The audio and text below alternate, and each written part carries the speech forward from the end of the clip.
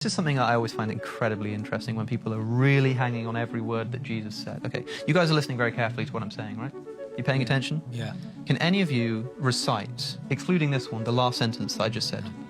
You can't remember the words that I said to you 20 seconds ago, but I'm expected to believe that the New Testament authors who were writing, at best, decades after the death of Jesus could remember his exact words and write them down accurately in a language that he wasn't speaking. Okay, so Alex O'Connor is echoing a common objection to the Gospels and the New Testament writings, which is, how in the world did the disciples remember everything that Jesus taught 20 to 30 years after his death?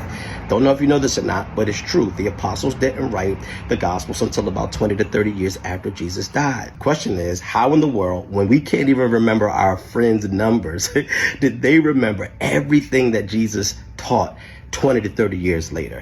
But here's how. Number one, Jesus taught in stories, and stories are easy to remember.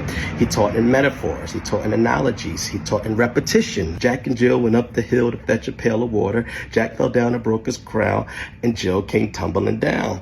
I learned that when I was 3. So Jesus taught in stories, and stories are easy to remember. Number two, Jesus taught in an oral culture. And an oral culture is a culture of memorization. You got to remember, by the age of 10, every Jewish child was responsible for having memorized the first 5 books of the Bible. They did not have the luxury of outsourcing memory to phones and cloud storage. No, they had to retain it. Memory was a muscle that they developed far different than we do in present time.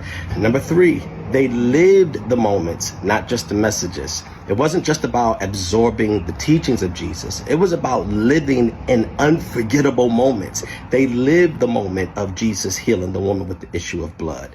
They lived the moment of Talitha Kunai, Jesus bringing the dead girl back to life. They lived the moment of the blind man on the roadside having his sight restored right before their eyes. And so they lived these moments. These were unforgettable, groundbreaking moments, and you just don't forget these things. And lastly, Jesus told the disciples that the Holy Spirit was going to teach them and remind them of all the things that he taught. And so there was a supernatural element to this as well.